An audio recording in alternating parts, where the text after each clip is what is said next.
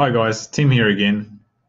So I'm going to do another presentation about writing structures this time. This is going to be talking about all the different little sections that you encounter when you're writing in different styles. So this is going to be quite a broad presentation about all the different things that are involved in academic writing of different veins.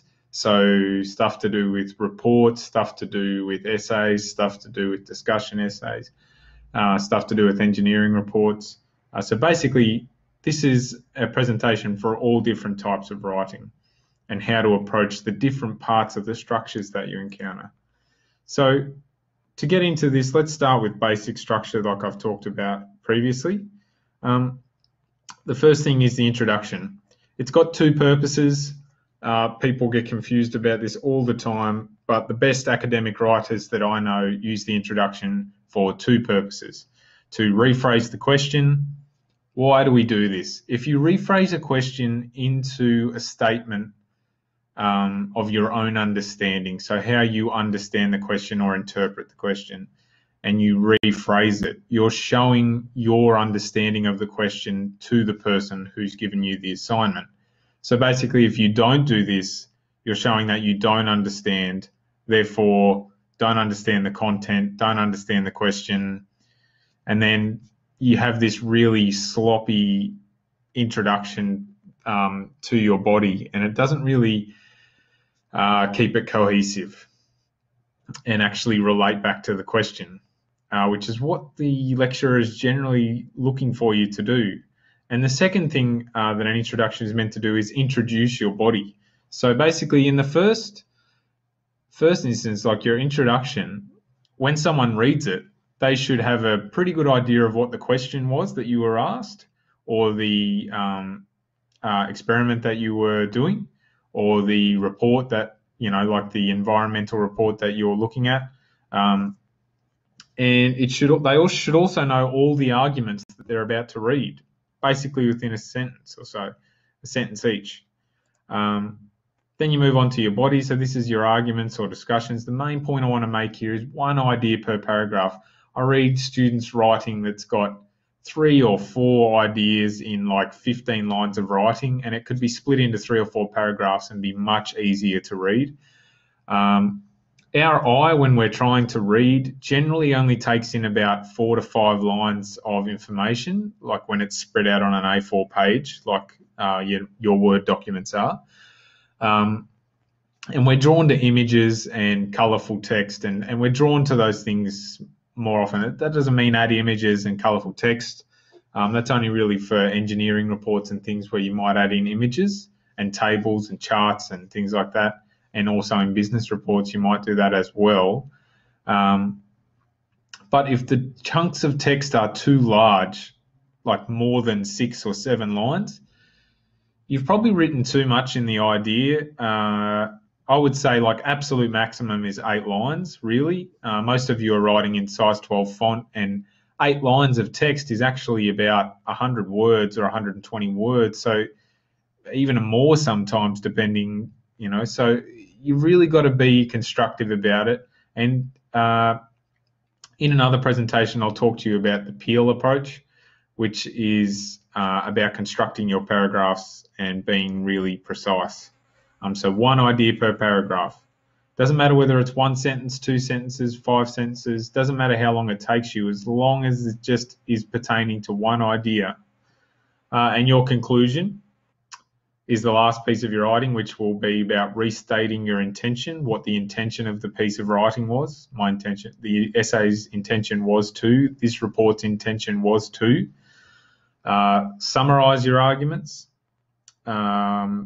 Make at least one strong statement or conclusion. So you have to make, why did you argue if you're not going to tell me what one thing that you actually have learnt from, or one thing that you've deducted or deduced from your arguments?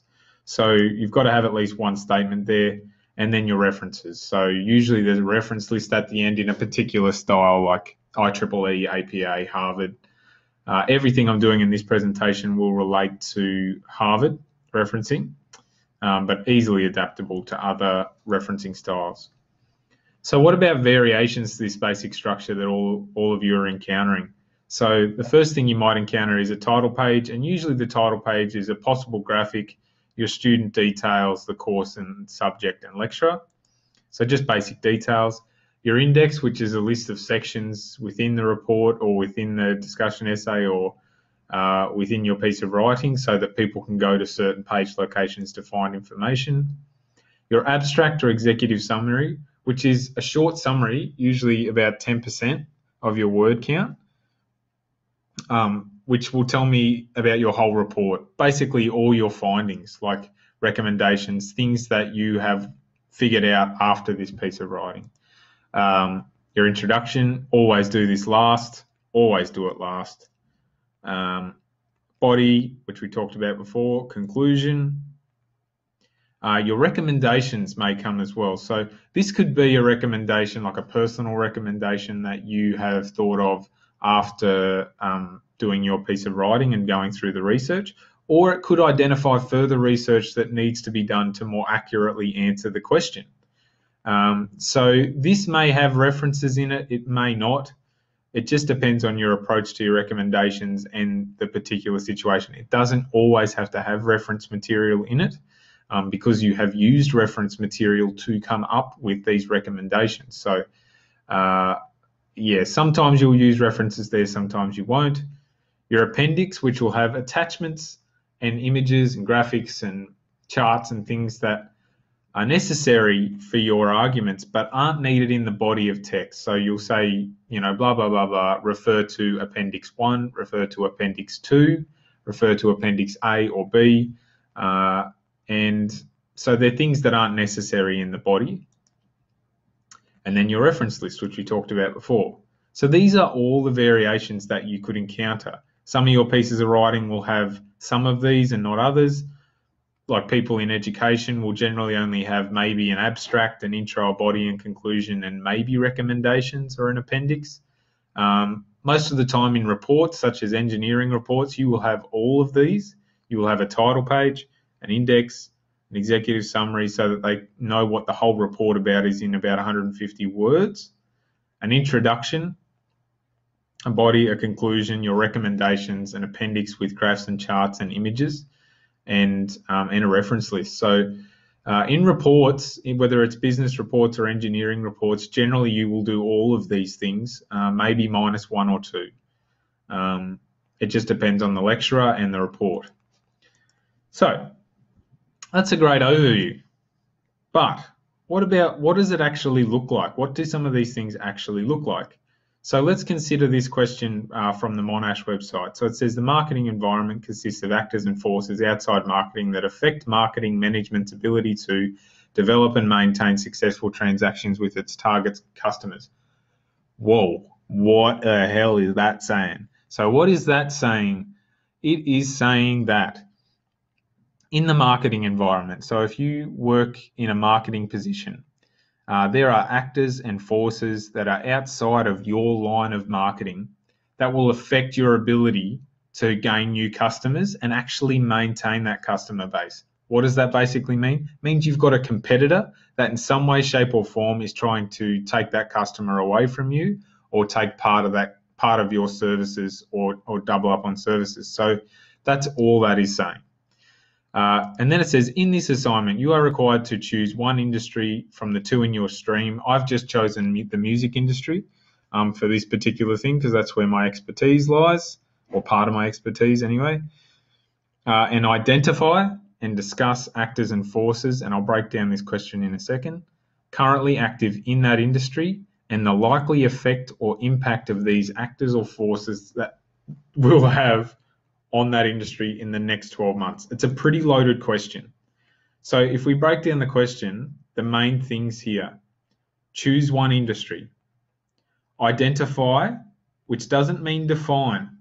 Identify means to just label, basically list the actor or the force that you are talking about and that is currently active. So not 1960, 1970, currently active. And the impact these actors or forces will have on that industry in the next 12 months.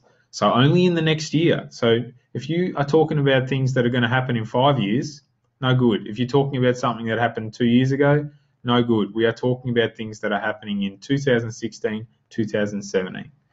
So the things you have to do: choose an industry. I chose music industry. Identify, not define. You never need to define in an essay unless specifically asked to in the question, such as give a definition of children's agency or give your definition of such and such. But you generally never have to define in academic writing. It's very rare that you have to, unless you are using some kind of new term, like polygogy or some of the other goggies that are out there, but you rarely have to define.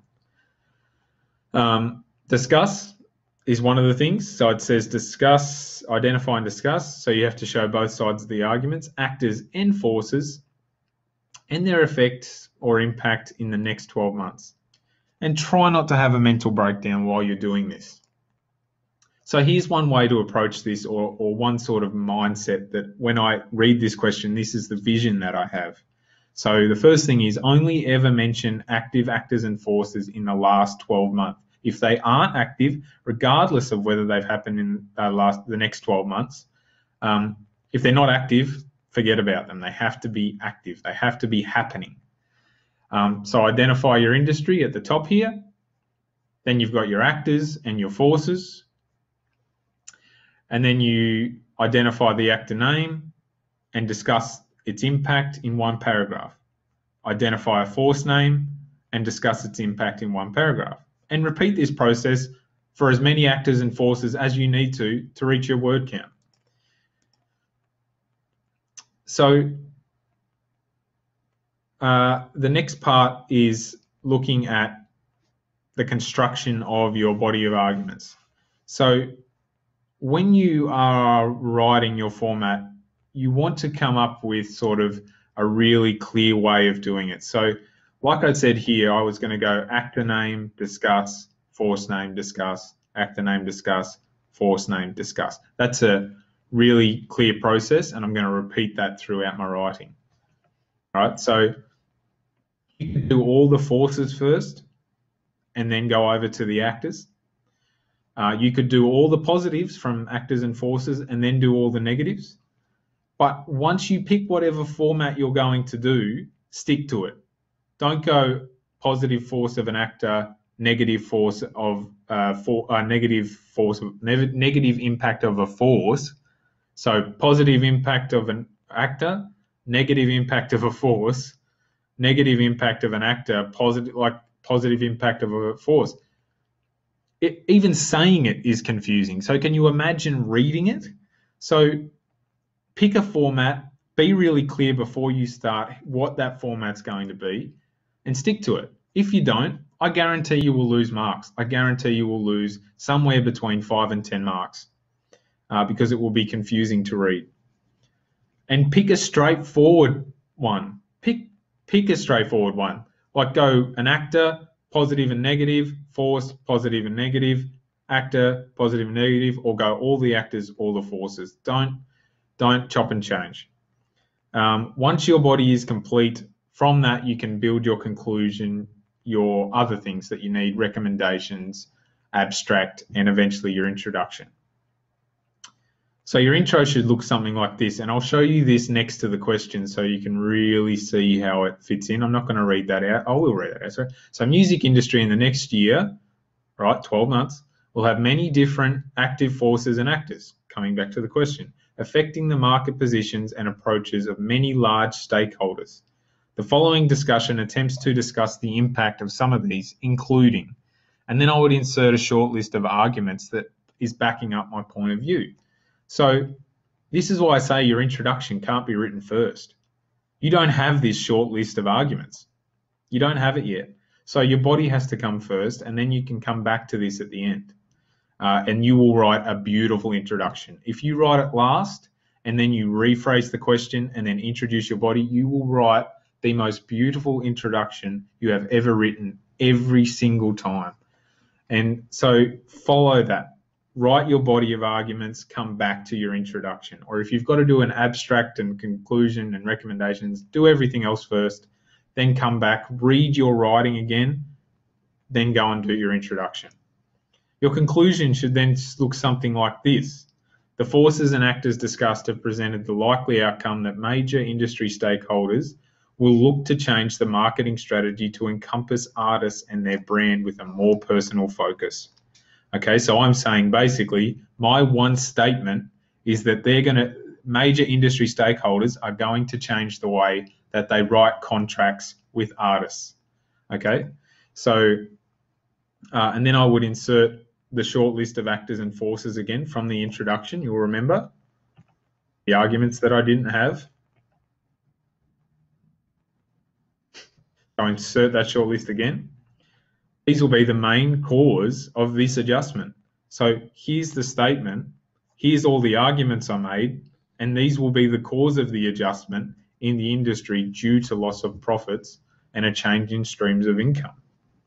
So what does that look like altogether? So here's your question, here's your introduction, here's your conclusion. So you can see how the intro and the conclusion really match up quite effectively. The following discussion attempts to discuss the impact of some of these. The forces and actors discussed here have presented. The likely income that major industry stakeholders, many of the large stakeholders, affecting the marketing positions and approaches of many of the large stakeholders. So they all connect up, and it all connects into the question. I chose one industry, the music industry. Identify and discuss, I've discussed the actors and forces currently active in that industry within the next 12 months. So everything here relates back to the question, and that's the most important part. Once you've finished your body, you can also come back and do this if you need to, the abstract. If you've been asked to do this in your format, here's a quick example of it. And my main tips here are be direct. Never ever define or identify here. The idea here is that basically you're just telling everything that you have found, telling the person everything you've found. Your whole assignment in around 100 to 150 words most of the time. And it is a little bit difficult to do when you first start. But if you look here, the discussion here is displayed that marketing in the music industry will adapt to a more individual approach from the major stakeholders. Social responses to the idea that each individual artist has a brand that they represent rather than being one part of a larger body of artists is proving more successful than traditional approaches to mass marketing artists globally. What am I saying there? I'm saying that individual contracts and individual marketing is proving more successful than having a group of artists that you market the exact same way. And my arguments, I would make sure that my argument shows that. At least one or two or three of my arguments shows that. Okay, and I'm only writing this after I finish my body. My body comes first every single time. So that's that whole, you should know what my whole paper is going to be about just by reading the abstract or the executive summary. They are slightly different. And teachers have different interpretations of what they look like. So make sure you talk to your teacher and discuss these things just to be clear. It only takes 2-3 minutes to be really clear about it. So you just need to talk to your teacher. So the takeaway from today, understand the structure your teacher is looking for. So all those things we talked about, the possible variations to basic structure. Plan your ideas first, so do your body first, then build your research and your body and move through the rest of your structure. So conclusion, executive summary, index, and then eventually do the intro last. Use the in-text referencing trick, which I've got another video for there, and there'll be a link here in a second for Microsoft Word and Google Docs to make sure your in-text referencing is correct. Use RefMe for your end of referencing list, and there is a video here to show you the complete tutorial for that. And check your writing with friends or with me. Being ashamed or afraid to ask for help will only mean that you fail. It just means that when you get asked to resubmit an assignment, if you resubmit it a second time without really understanding where you went wrong, which to understand you need to talk to your teacher, then if you don't understand where you went wrong, you're only going to go wrong again, and possibly more wrong than the first time. So you really need to consider, if I have to resubmit, if my teacher has handed it back to me, I have done something wrong and I need to get better marks. I don't want to repeat this unit. I'm going to go and talk to the teacher. Most of the time the teacher will give you good feedback or talk to you and tell you where you went wrong, and you can make notes or record the conversation. Ask them, is it okay if I record our conversation here so that I can just have these notes to refer back to later on? And get your phone out and record the conversation. Most teachers will be thrilled that you're actually taking the initiative to take their notes on board. Or come and see me and we can talk through it. But that's the end of today. I'll put this presentation up on YouTube and on Facebook and put all the links in, and I'll put the actual presentation as a separate link underneath the YouTube video, so that if you just want access to the presentation and all the notes in the presentation, you can get access to that. So thanks again. This is Tim signing off. Good luck with the writing, and I will talk to you soon. Goodbye.